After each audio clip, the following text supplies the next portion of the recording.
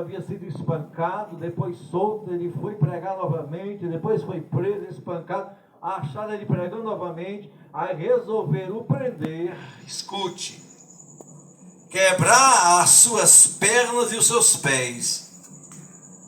E aquele presídio de segurança máxima disse: agora sai daí, prega agora que eu quero ver. E ele simplesmente não podia sentar, tamanho as dores das pernas e dos pés, os ossos dos pés quebrados, das pernas quebradas, a perna já apodrecendo. E ele só louvava, adorava, glorificava ao Senhor. E de repente, em uma madrugada, Jesus aparece para ele. Agora, esse ano agora, escute. O Senhor disse: eu quero que você pregue. Eu quero que você se levante, porque eu tenho uma obra na sua vida. Mas Senhor, eu estou com meus pés quebrados, minhas pernas quebradas. Mas assim eu te digo, levanta-te. E levantou ele, sem mais estar com os pés nem as pernas quebradas. E Jesus disse: me acompanhe. As portas da cela foram se abrindo. Passava pela guarda, a guarda nem via aquele que estava preso e nem via Jesus. Mas ele estava vendo a obra que Jesus estava fazendo na vida dele. O colocou fora daquela prisão, já tendo um táxi à espera. Alguns irmãos estavam orando por ele, nós estávamos esperando você. E Deus mandou ele entregar esse passaporte. Você vai sair do país, mas esse passaporte não é meu. Mas Jesus mandou você usar esse passaporte. Você vai passar para outra nação. E ele foi para outra nação pregar a palavra.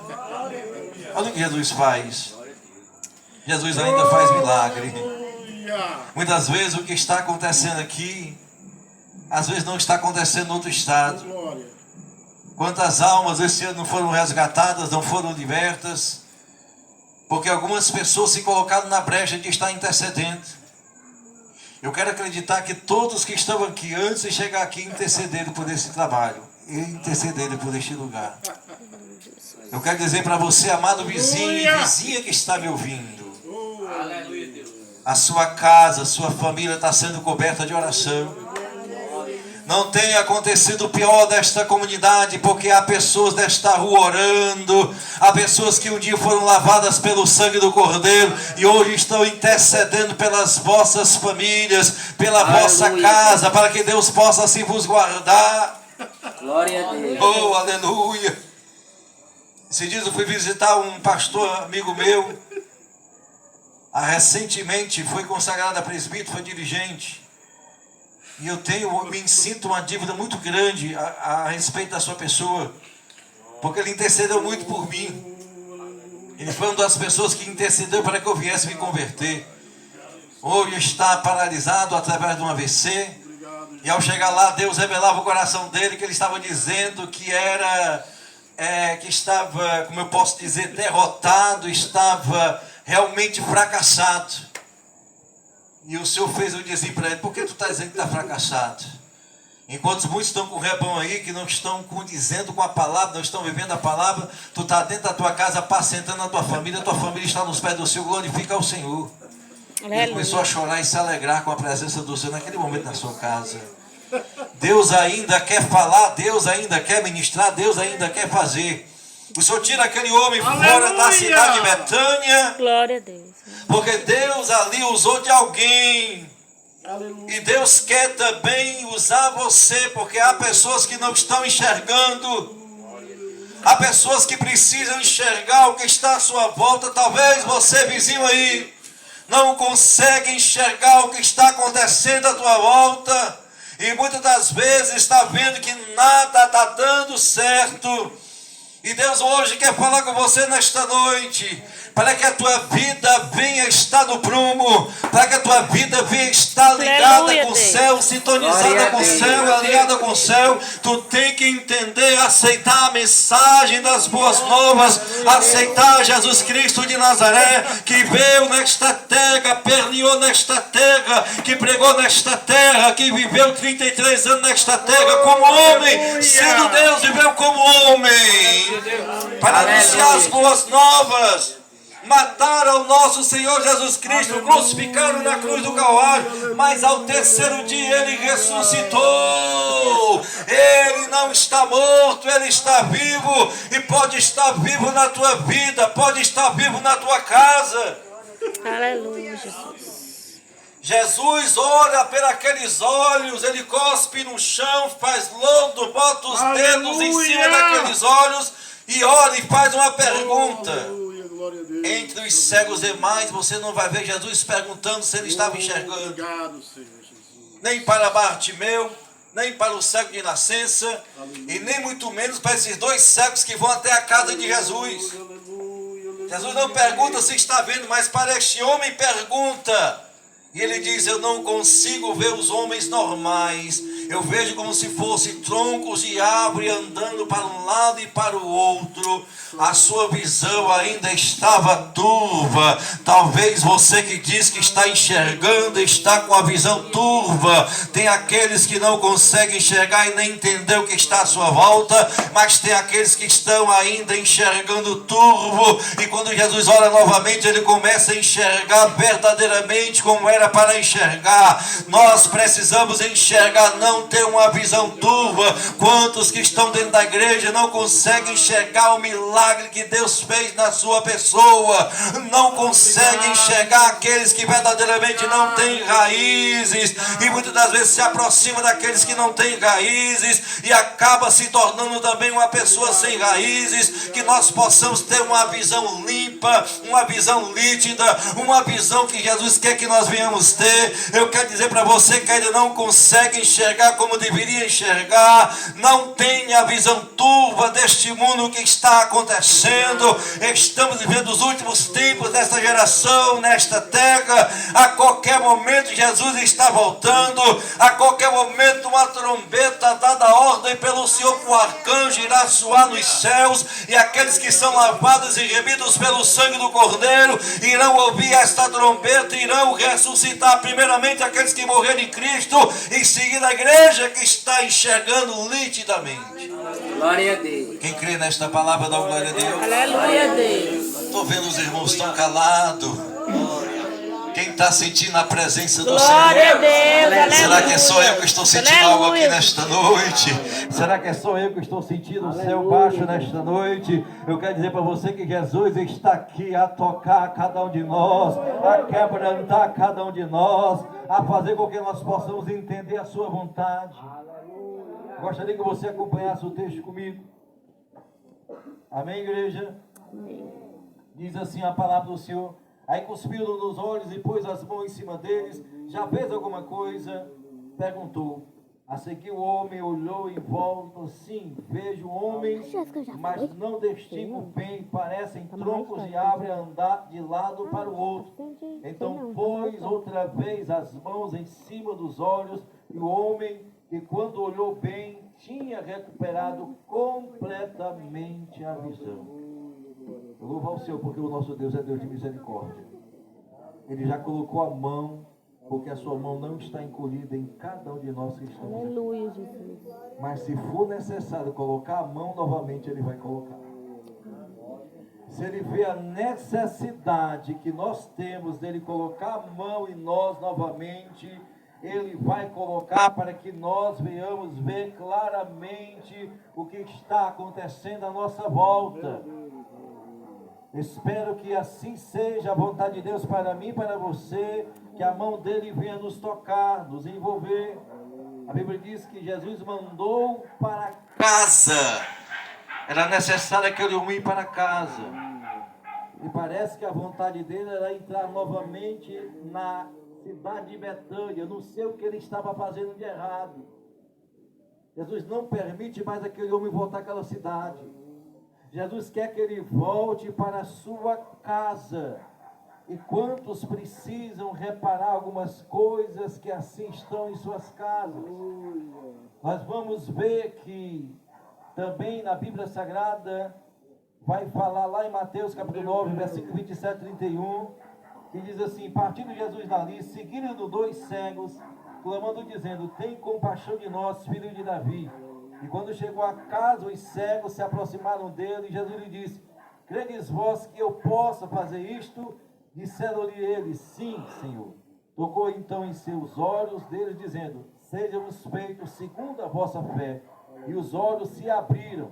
E Jesus ameaçou-os, dizendo: olhai que ninguém saiba mas tendo eles saído, divulgaram a sua fama por toda a terra. Nós não vamos ver aqui Jesus perguntando se eles haviam sido curados. Nós vemos aqui que ninguém estava pedindo por eles. Eles estavam pedindo por eles mesmos. E o que mais a gente vê hoje são pessoas intercedendo umas pelas outras. Mas Deus ensina através desses dois cegos que nós também devemos clamar, que nós também devemos chamar pelo seu nome, que nós também devemos estar orando e pedindo ao Senhor. A Bíblia diz que esses homens, sendo cegos, acompanharam Jesus até a sua casa.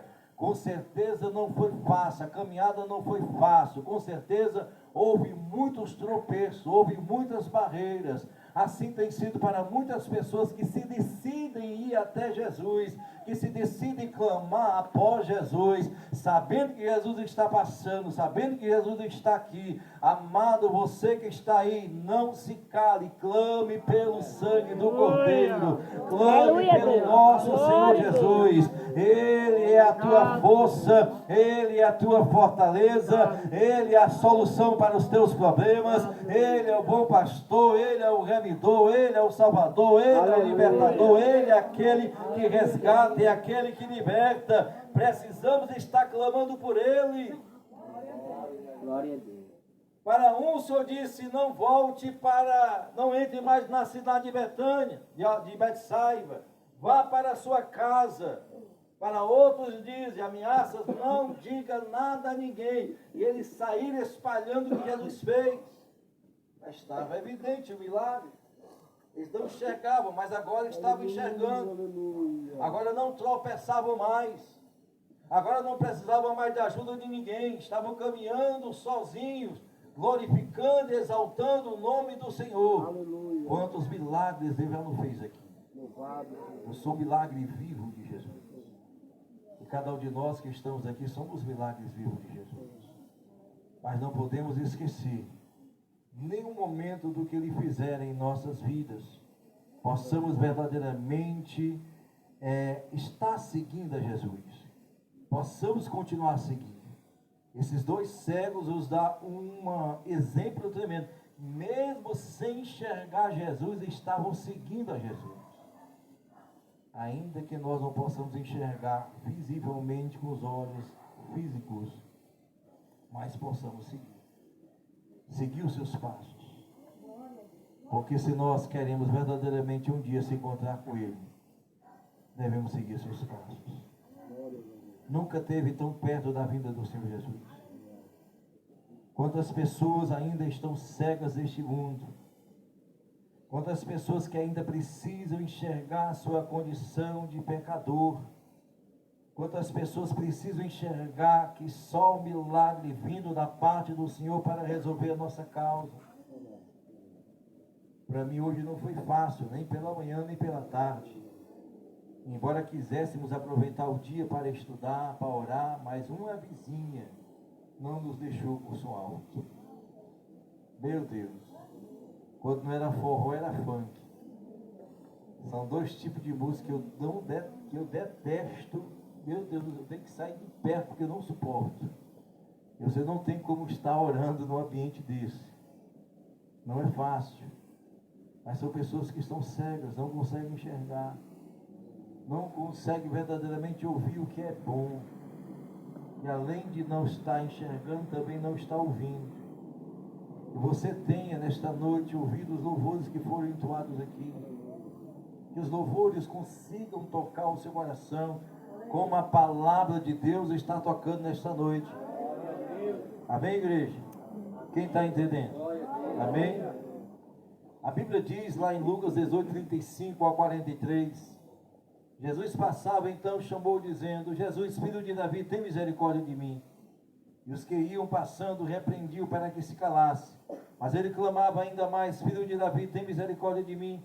Então Jesus parando mandou que ele trouxesse. Chegando ele perguntou-lhe dizendo, que queres que eu te faça? E Jesus, e ele lhe disse, Senhor, eu quero ver, que eu veja. Jesus disse, vê, a tua fé te salvou. Logo viu que seguia glorificando a Deus, e todo o povo vendo isso, dava louvores a Deus. este homem resolveu clamar pelo Senhor.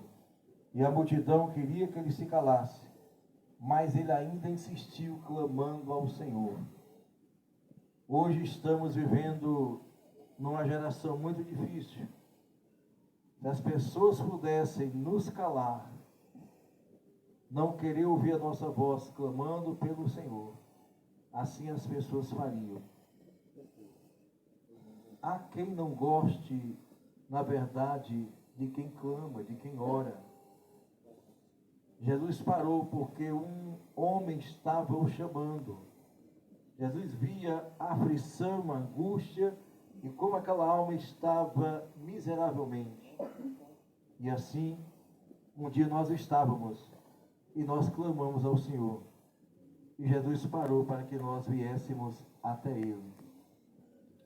O mar não deteve Jesus, o vento contrário não deteve Jesus, nenhuma casta de demônio, nenhum poder maligno deteve Jesus, mas a voz de uma alma aflita o deteve, o parou.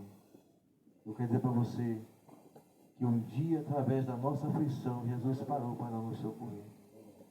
Socorreu aquele homem, perguntou o que na verdade ele queria.